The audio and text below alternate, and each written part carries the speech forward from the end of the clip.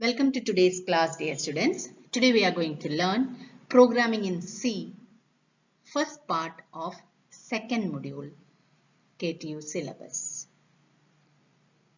This subject is of S2 engineering. So let's start. Topics to be covered in today's class are second module part ആണ് നമ്മൾ cover ചെയ്യുന്നത്. This will cover basic structure of C program, what is a character set, what are tokens, what are identifiers, what is a variable, what are the commonly used data types, and what are the constants in C. Okay, so let's see one by one. First, let's learn the basic structure of a C program. ഒരു C പ്രോഗ്രാമിങ്ങിന്റെ basic structure എന്താണ് അതാണ് first നമ്മൾ പഠിക്കാൻ പോകുന്നത്.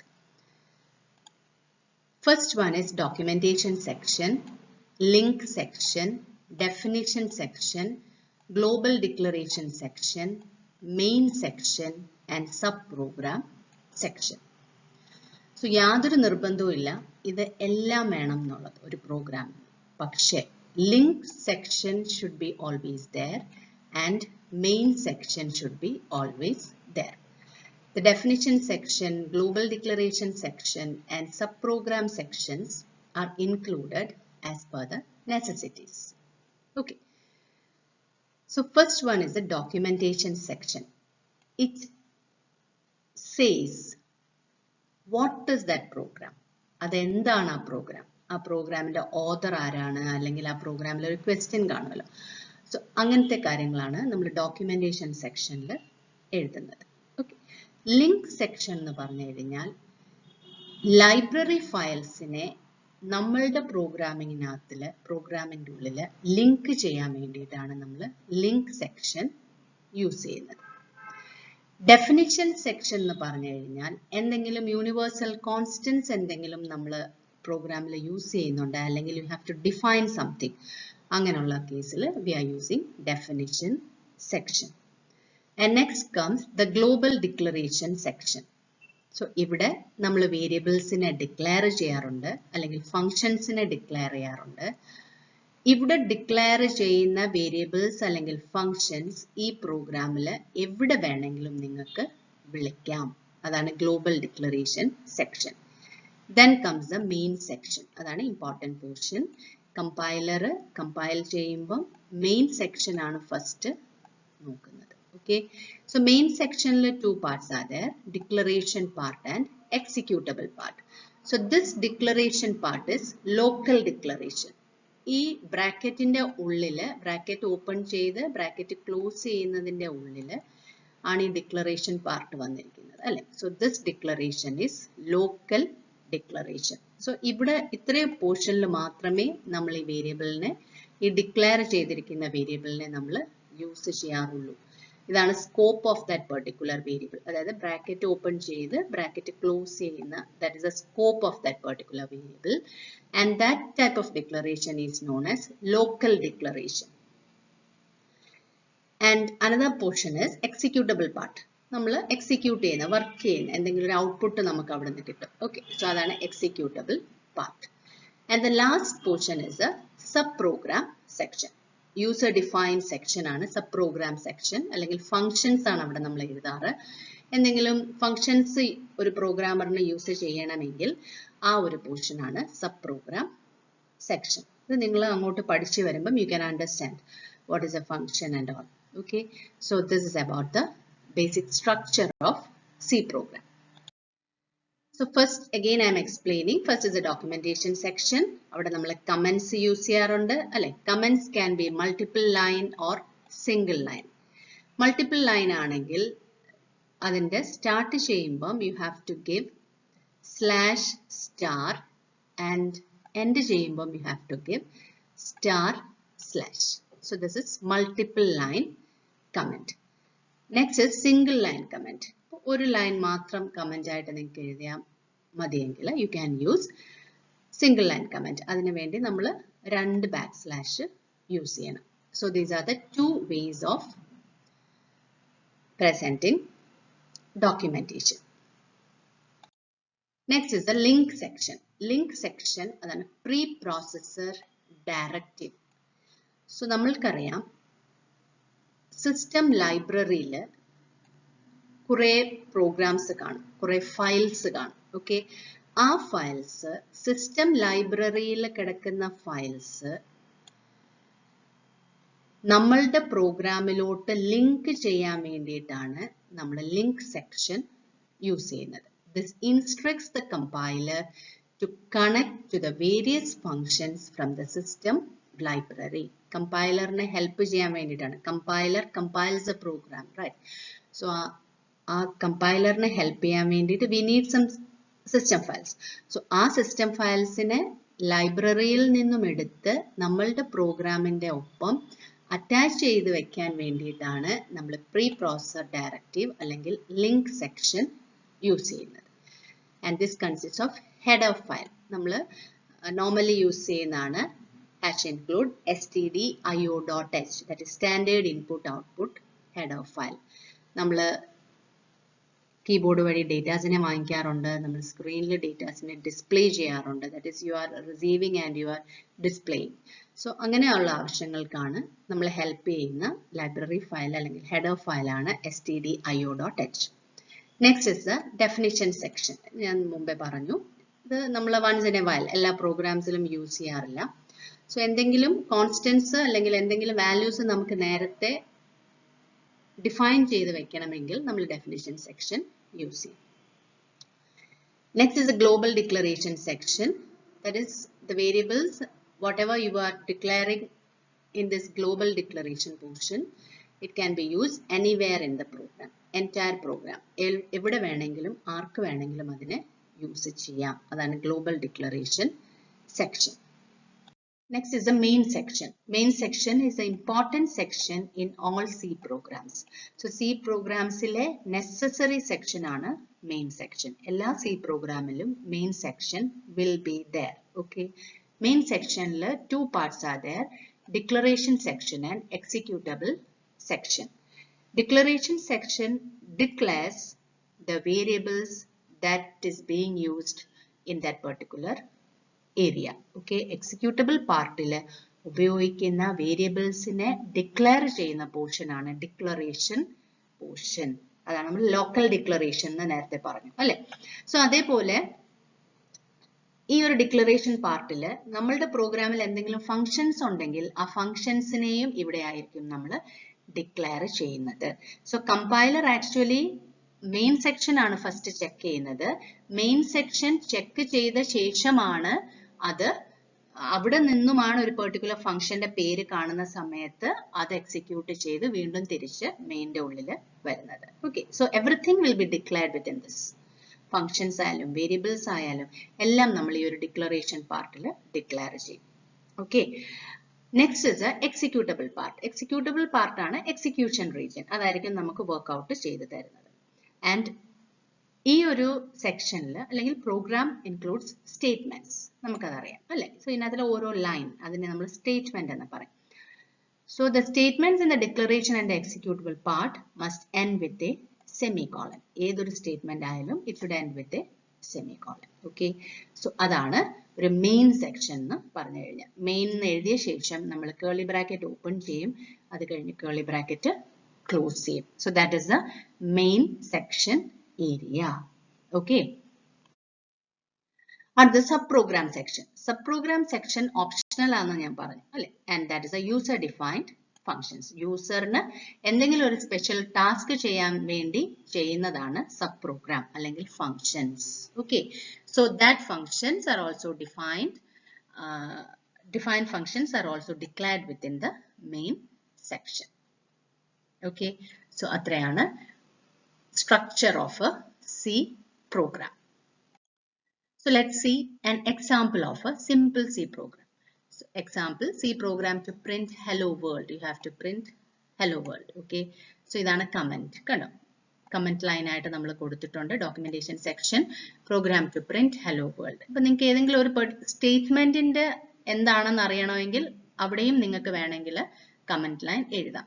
Even first suppose print hello world. ഇവിടെ നിങ്ങൾക്ക് ഒരു doubt ഉണ്ട്. സോ ഒരു ഡോക്യുമെന്റേഷൻ എഴുതണമെങ്കിൽ you can write here, put here the 2 backslash and you can write okay print hello world. അതാണ് ഇവിടെ നമ്മൾ ചെയ്യുന്നത് എന്ന് പറഞ്ഞിട്ട് നമുക്ക് ഇവിടെ എഴുതാനായിട്ട് പറ്റും. സോ എവിടെ വേണമെങ്കിലും നമുക്ക് കമന്റ് ലൈൻ എഴുതാം. So that is known executable ആണ്, എക്സിക്യൂട്ട് ചെയ്യില്ല അല്ലേ. സോ അത് എവിടെ വേണമെങ്കിലും നമ്മളുടെ സിമ്പിൾ ഇംഗ്ലീഷിൽ നിങ്ങൾക്ക് മനസ്സിലാവുന്ന പോലെ you can write that. Okay, so program la first statement is always hash include stdio.h. That's a link statement. Okay, link section ആണ് നമ്മുടെ library files നെ നമ്മളുടെ പ്രോഗ്രാമിൽ കൊണ്ടുവന്ന ലിങ്ക് ചെയ്ത് വെച്ചു. Then main section, ഇവിടെ നമ്മൾ ഫംഗ്ഷൻ എഴുതിയിട്ടില്ല. Okay, main section just you are printing hello world, right? നമ്മളൊന്നും വാങ്ങിക്കുന്നില്ല, you are just printing it. So printf ആണ് നമ്മൾ യൂസ് ചെയ്യുന്ന സ്റ്റേറ്റ്മെന്റ്, യൂസ് ചെയ്യുന്ന ഒരു കീവേഡ്, and then നമ്മൾ ഡബിൾ കോട്ട്സിനകത്തുള്ള ഹലോ വേൾഡ് കൊടുത്തു. സി നമ്മൾ ഡബിൾ കോട്ട്സ് ഇവിടെ കൊടുത്തിട്ടുണ്ട്. That means whatever you are giving in that particular double quotes it will be printed as it is. So ഇവിടെ hello world, hello comma world ഒരു quotation mark കൊടുത്തിട്ടുണ്ട്. അത് കഴിഞ്ഞ് ഒരു /n കൊടുത്തിട്ടുണ്ട് അല്ലെ. സോ ഇത് പ്രിന്റ് ചെയ്യില്ല. See this is the output. So ഈ ഔട്ട്പുട്ടിൽ it will not print \n എന്ന് പറഞ്ഞു കഴിഞ്ഞാൽ ന്യൂ ലൈൻ, പുതിയൊരു ലൈൻ വരാൻ വേണ്ടിയിട്ടാണ്, ഒരു എൻറ്റർ കീയുടെ എഫക്റ്റ് വരാൻ വേണ്ടിയിട്ടാണ്. സോ ഔട്ട്പുട്ട് എങ്ങനെയാണെന്ന് പറഞ്ഞു കഴിഞ്ഞാൽ ഹലോ വേൾഡ് പ്രിന്റ് ചെയ്യും. പ്രിന്റ് ചെയ്ത് കഴിഞ്ഞ് ഇവിടെ \n കൊടുത്തിരിക്കുന്നതുകൊണ്ട് കഴ്സർ ഇവിടെ വന്ന് നിൽക്കും, പോയിന്റർ ഇവിടെ വന്ന് നിൽക്കും. ഓക്കെ, സോ അതാണ് a simple program for printing hello world. Okay, so structure correct ആയിട്ട് ഇവിടെ പറഞ്ഞിട്ടുണ്ട്. Documentation section is there, and then link section is there, main section is there, execution section is there. Bracket you have opened and bracket you have closed. Okay, so this is an example. Next is character set. So ഏതൊരു language എടുത്താലും set of characters ഉണ്ട്. അതേപോലെ C language also supports characters. So it supports total 256 characters. Okay. Characters main ആയിട്ട് 3 types ആണുള്ളത്: alphabets, digits and special symbols. C language character set contains the following set of characters: alphabets, digits and special symbols. Okay, alphabets എന്തായിരിക്കും? Capital A to Z and small a to Z.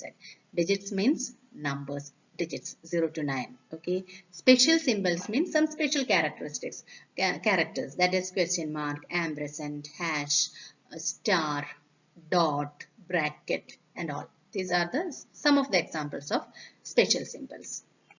See, alphabets are here, lowercase letters, small letters A to Z and capital letters A to Z. Okay, that is alphabets. And next comes digits. Digits are 0 to 9. Total 10 digits. Okay. Special symbols. So some examples of special symbols. See this? Everything is there. Okay. So these all are special symbols. So these are the character sets. Clear ആണല്ലോ അത്? അടുത്തത് tokens. Tokens എന്ന് പറഞ്ഞു കഴിഞ്ഞാൽ basic building blocks in C language which helps you to write a program. ഒരു program എഴുതാൻ വേണ്ടി use ചെയ്യുന്ന basic building blocks ആണ് tokens. It includes ഇത്രയും കാര്യങ്ങളാണ്: keywords, identifiers, constants, strings, special symbols and operators. Okay, ഇതിൽ നമ്മൾ സ്പെഷ്യൽ സിംബൽസ് എന്താണെന്ന് നമുക്കറിയാം അല്ലെ. ഓപ്പറേറ്റേഴ്സ് നമ്മൾ നെക്സ്റ്റ് ടോപ്പിക് ആയിട്ട്, അതൊരു ഇമ്പോർട്ടൻറ്റ് ടോപ്പിക്കാണ്, അത് ടോപ്പിക് ആയിട്ട് നമ്മൾ ഓപ്പറേറ്റേഴ്സ് പഠിക്കും. ഓക്കെ, ബാക്കി നമുക്ക് നോക്കാം. First is keywords. Keywords are actually reserved words. അതൊരു പെർട്ടിക്കുലർ എന്തെങ്കിലും ഒരു കാര്യത്തിന് വേണ്ടി മാറ്റി വെച്ചിരിക്കുന്ന വേർഡാണ് reserved words. It has been reserved for some particular thing. Okay, ഇപ്പൊ നമ്മൾ int is a keyword. ഇന്റീജറിനെ റെപ്രസെന്റ് ചെയ്യാൻ വേണ്ടി നമ്മൾ യൂസ് ചെയ്യുന്ന കീവേഡാണ് int. ക്യാരക്ടറിനെ റെപ്രസെന്റ് ചെയ്യാൻ വേണ്ടി char. if കണ്ടീഷൻ എടുക്കുമ്പോൾ നമ്മൾ if കീവേഡ് യൂസ് ചെയ്യും. for ഇതെല്ലാം നമ്മൾ ഓരോരോ ലൂപ്പിംഗ് സ്റ്റേറ്റ്മെന്റ്സിലൊക്കെ നമ്മൾ എടുക്കുന്നതാണ്. ഓക്കെ, മെയിൻ കണ്ടോ. സോ ഇതെല്ലാം നമ്മൾ അത് അതിനു വേണ്ടി മാത്രമേ നമ്മൾ യൂസ് ചെയ്യത്തുള്ളൂ. അതുകൊണ്ടാണ് നമ്മൾ പറയുന്നത് these are the reserved words. അവരെ നമ്മൾ വേറെ എവിടെയും യൂസ് ചെയ്യാറില്ല പ്രോഗ്രാം എഴുതുമ്പോൾ. ഓക്കെ, അതാണ് keywords. Strings. Strings means they are always enclosed within double quotes. Okay, so strings നെ പല രീതിയിൽ നമുക്ക് ഡിക്ലെയർ ചെയ്യാനായിട്ട് പറ്റും. അതൊരു വേർഡ് ആണ്. സ്ട്രിംഗ് എന്ന് പറഞ്ഞു കഴിഞ്ഞാൽ ഒരു വേർഡ്, ക്യാരക്ടർ എന്ന് പറഞ്ഞാൽ ഒരു ലെറ്റർ. ഓക്കെ, സോ ഇവിടെ നമ്മൾ സ്ട്രിങ്ങിനെ നോർമലായിട്ട് ഡിക്ലെയർ ചെയ്യുന്നത് സ്ട്രിങ്ങിലെ ഓരോ ആളിലും ക്യാരക്ടർ ആണ്. ഓക്കെ, സ്ട്രിംഗ് 20 അറേ ആണ് 20. ഇതൊക്കെ ഡീറ്റെയിൽ ആയിട്ട് നിങ്ങൾ പുറകെ പഠിച്ചു വരുമ്പോൾ നിങ്ങൾക്ക് മനസ്സിലാവും അറേ എന്താണ് എന്നൊക്കെ ഉള്ളത്. സോ ഇതിനെ റെപ്രസെന്റ് ചെയ്യാൻ വേണ്ടിയിട്ടുള്ള ഒരു മെത്തേഡാണ് ഇപ്പൊ സ്റ്റഡി എന്നുള്ള ആ ഒരു വേർഡ് ആണ് നിങ്ങൾ റെപ്രസെന്റ് ചെയ്യുന്നത്. സോ കേളി ബ്രാക്കറ്റിന്റെ ഉള്ളിൽ നമ്മൾ ഓരോ ലെറ്റേഴ്സും സിംഗിൾ കോട്ട്സിൽ കൊടുക്കുക. കണ്ടോ? അത് കഴിഞ്ഞ് ആ ലെറ്റർ തീർന്നു, ആ വേർഡ് തീർന്നു എന്ന് പറയാൻ വേണ്ടിയിട്ടാണ് എൻഡ് ക്യാരക്ടർ, നൾ ക്യാരക്ടർ. ഇനി ഒന്നുമില്ല, തീർന്നു എന്നുള്ളത്. തീർന്നതിന് നമ്മൾ സ്പേസ് വരുമ്പോഴല്ലേ ഒരു വേർഡ് തീരുന്നത്. സോ അതേപോലാണ് ഇവിടെ നൾ ക്യാരക്ടർ ആണ് \0. Okay, this is one way for representing a string. Another way is just write the whole string within double quotes. ഇവിടെ ഡെമോ ആണ് എക്സാമ്പിൾ. ഡെമോനെ അതേപോലെ നമ്മൾ ഡബിൾ കോട്ട്സിനകത്തിൽ കൊടുക്കുക. അറേയുടെ സൈസ് നമ്മളിവിടെ പറഞ്ഞിട്ടുണ്ട്. And another method is without specifying the array size. Array size പറയാതെ നമുക്ക് അതേപോലെ തന്നെ എഴുതാം. So these are the ways to declare a string. Okay. Next is identifiers. Identifiers എന്ന് പറഞ്ഞു കഴിഞ്ഞാൽ to identify something, അല്ലേ? സോ നമ്മളെ ഐഡന്റിഫൈ ചെയ്യാൻ വേണ്ടി നമ്മൾക്കെല്ലാം ഓരോ നെയിം ഉണ്ട്.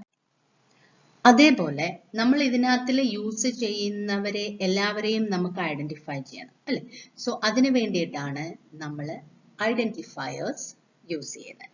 But either it is a variable or it is a function or it is an array, whatever it may be, എന്തായാലും നമുക്ക് റെപ്രസെന്റ് ചെയ്യണമെങ്കിൽ a name should be there. So ആ നെയിം റെപ്രസെന്റേഷൻ അതാണ് identifiers. Okay, and it should include user defined names ആണ്, അല്ലെ? നമ്മളുടെ ആവശ്യങ്ങൾക്ക് വേണ്ടി നമ്മൾ ഇടുന്ന പേരാണ്. അതുകൊണ്ടാണ് യൂസർ ഡിഫൈൻഡ് നെയിംസ് എന്ന് പറഞ്ഞിരിക്കുന്നത്. It consist of alphabets, numbers, underscore. Okay, underscore നമ്മൾ ഹൈഫൻ നടുക്ക് വരും, അണ്ടർസ്കോർ താഴെ വരും. ഇങ്ങനെയാണ് അണ്ടർസ്കോറിന്റെ പോർഷൻ വരുന്നത്. Okay, so this is hyphen. Underscore means it will come down. So അതാണ്, അത്രയും കാര്യങ്ങൾ യൂസ് ചെയ്ത് നമുക്ക് നെയിംസ് കൊടുക്കാനായിട്ട് പറ്റും. അതുപോലെ നമ്മൾ വേറൊരു കാര്യം, it should not be keyword. നമ്മൾ മുമ്പേ പറഞ്ഞു, അല്ലെ? Keywords are the reserved words. So കീവേഡ്സിനെ ഒരിക്കലും നമ്മൾ ഐഡന്റിഫയേഴ്സ് ആയിട്ട് യൂസ് ചെയ്യാൻ പാടില്ല. Given some rules for naming C identifiers. It must begin with alphabet or underscore. Only alphabets, numbers, underscores can be used. No special characters other than underscore. Okay. It must not contain white space. White space and the space. നമ്മൾ space bar press ചെയ്യുമ്പോൾ ഒരു white space അല്ലേ അവിടെ generate ചെയ്യുന്നത്. So അതിൻ്റെ ഇടയ്ക്ക് നമുക്ക് space ഇടാൻ പാടില്ല. ഇപ്പോൾ സപ്പോസ് നിങ്ങൾ വേരിയബിളിന്റെ പേര് myself എന്ന് എഴുതണം, അല്ലേ? സോ നമ്മൾ myself എഴുതുമ്പം naturally how you write, you will write my and then you will put a space and then you write self. This is a procedure. This is how you write this word. So നിങ്ങൾ കൊടുക്കുന്ന identifier myself എന്നാണ് ഒരു പേര് കൊടുക്കുന്നതെങ്കിൽ here the space, this space is not allowed. ഒന്നുകിൽ my and self അതിനെ ചേർത്ത് എഴുതുക, അല്ലെങ്കിൽ ഇവരുടെ ഇടയ്ക്ക് ഒരു അണ്ടർസ്കോർ ഇടണം. ഓക്കെ, അതേപോലെ നമ്മൾ employee I D, EMP ID is there. Okay, EMP ID. So ഇത് നമ്മൾ സാധാരണ ഒരു ഗ്യാപ്പ് ഇട്ടിട്ടാണ് എഴുതുന്നത്. എംപ്ലോയി എഴുതി കഴിഞ്ഞ് ഒരു സ്പേസ് ഇട്ടിട്ടാണ് സാധാരണ ID എഴുതുന്നത്. സോ ഇവിടെ ഒന്നുകിൽ സ്പേസ് റിമൂവ് ചെയ്ത് join them together, or if you need a space means you have to put one underscore over here. Okay, and one more thing, it should not be a keyword and it should be up to 31 characters long. So these are the rules of C identifiers. Next is variables. Variables എന്താണ്? Vary ചെയ്യുന്നത്, അതാണ് variables അല്ലെ.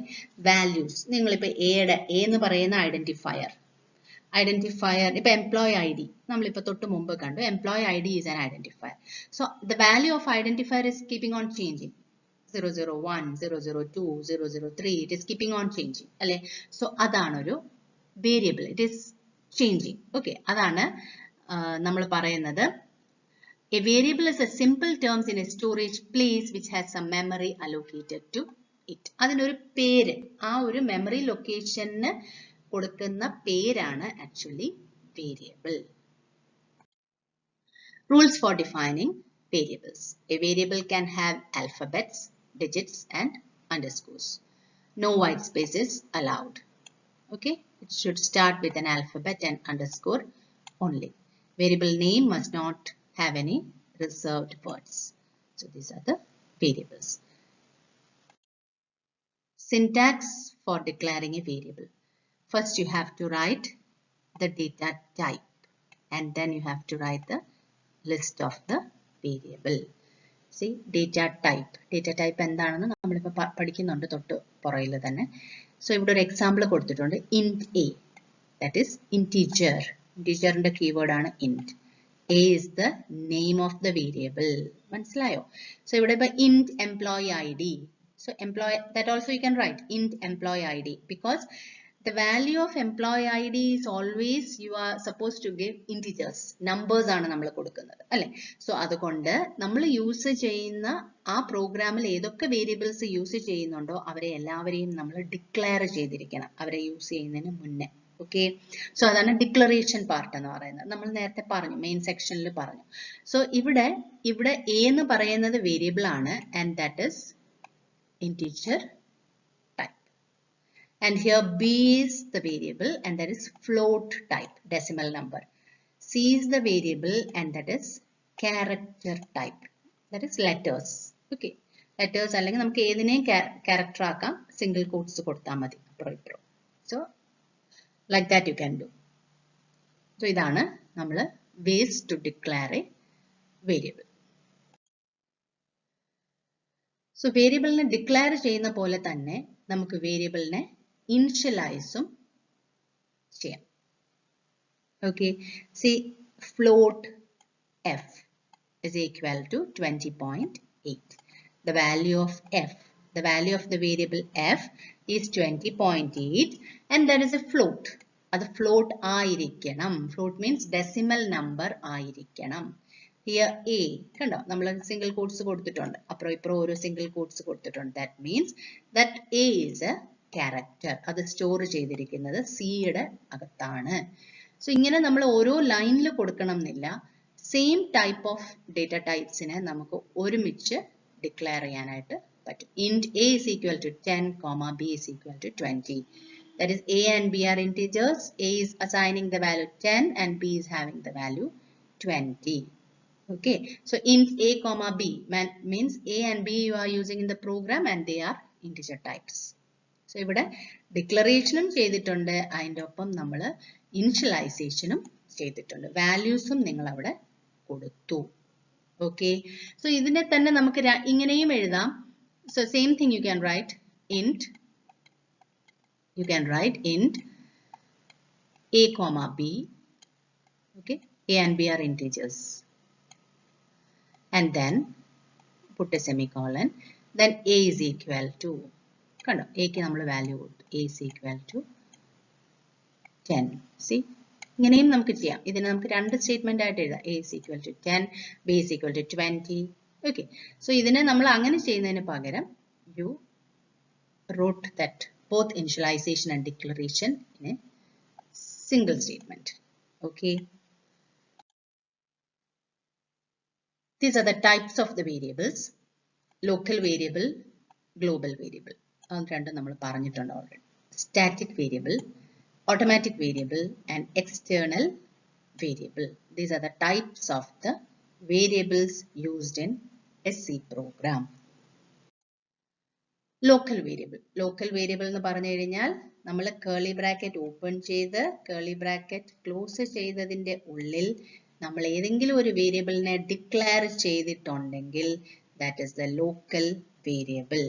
That means scope of that particular variable will be only within this bracket.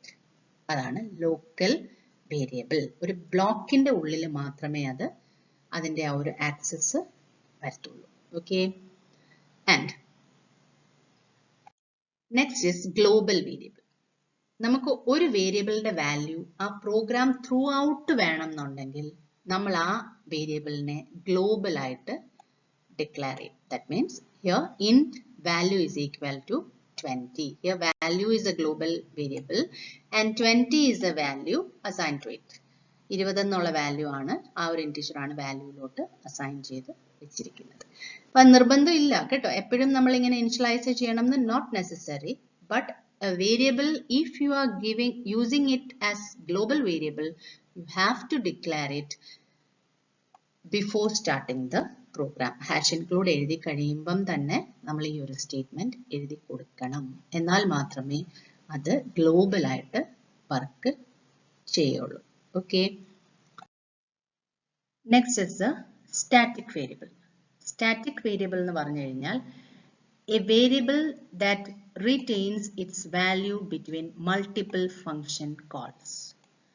രണ്ട് മൂന്ന് ഫംഗ്ഷനിൽ നമുക്ക് അതിനെ use ചെയ്യാം. ഇപ്പോൾ ഒരു ഫംഗ്ഷനിൽ കയറി കഴിഞ്ഞ ശേഷം ഒരു വേരിയബിളിനെ സ്റ്റാറ്റിക് ആയിട്ട് യൂസ് ചെയ്തിട്ടുണ്ട് എങ്കിൽ ആ വേരിയബിളിനെ നമ്മൾ ആ പ്രോഗ്രാമിന്റെ എൻഡ് വരെ ഏത് ഫംഗ്ഷന് വേണമെങ്കിലും യൂസ് ചെയ്യാം. അതാണ് retains its value between multiple function calls is known as static variable.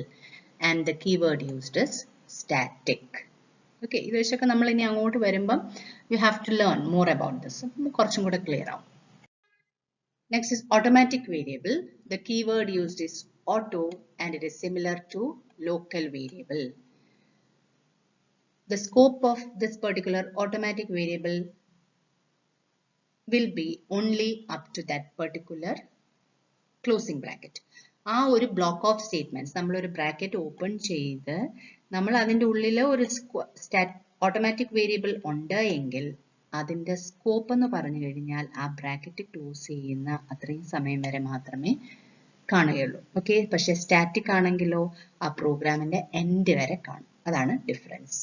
അതുകൊണ്ടാണ് ഇത് സിമിലർ ടു ലോക്കൽ വേരിയബിൾസ് എന്ന് പറഞ്ഞിരിക്കുന്നത്. The scope will be inside the block only. Okay. Next is external variable. The keyword used is extern, പുറത്തുനിന്ന് അല്ലെ. അതുകൊണ്ടാണ് ഇവിടെ പറഞ്ഞിരിക്കുന്നത് external variable can be shared between multiple files. Multiple C files. പല C ഫയൽസുമായിട്ട് നമുക്ക് പല പ്രോഗ്രാമുമായിട്ട് നമുക്ക് ഷെയർ ചെയ്യാനായിട്ട് പറ്റും. അതാണ് external variables. So these are the important types of variables used in C programming. So we know that in computer programming, data are very important. So a data type, which type of data we are using in a program, that is data type. And the amount of memory required for each data type will be different. So different types of data we can use while writing a computer program. Data types are used to tell the variables the type of data it can store. ഏത് തരം data ആണോ ഉപയോഗിക്കുന്നത്, ഏത് nature ആണോ ആ ഡേറ്റയ്ക്കുള്ളത് എന്നുള്ളതാണ് നമ്മൾ data ടൈപ്പിനകത്തിൽ പറയുന്നത്. സോ പലതരത്തിലുള്ള ഡേറ്റാസിനെ നമുക്ക് കമ്പ്യൂട്ടർ പ്രോഗ്രാമിനകത്തിൽ ഉപയോഗിക്കാനായിട്ട് പറ്റും. സോ ഓരോ ഡേറ്റാസിനും ടൈപ്പ് ഓഫ് ഡേറ്റാസിനും അതിനനുസരിച്ചുള്ള സ്പേസ് കമ്പൈലർ അലോക്കേറ്റ് ചെയ്ത് തരും. ഓക്കെ, സോ ഇനി നമുക്ക് കാണാം ഏതൊക്കെ ടൈപ്പ് ഓഫ് ഡേറ്റാസ് ആണ് നമുക്ക് ഉപയോഗിക്കാൻ പറ്റുന്നതെന്ന്. C language 2 types of data ടൈപ്സിനെയാണ് സപ്പോർട്ട് ചെയ്യുന്നത്. First one is primary data type and the next is derived data type. Okay, primary data type fundamental data types അല്ലെങ്കിൽ ബിൽറ്റ് ഇൻ ഡേറ്റ ടൈപ്സ് ആണ്.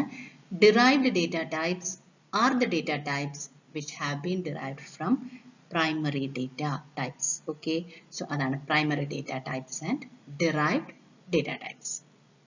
Now let's see primary data types in detail. First is integer. അല്ലേ?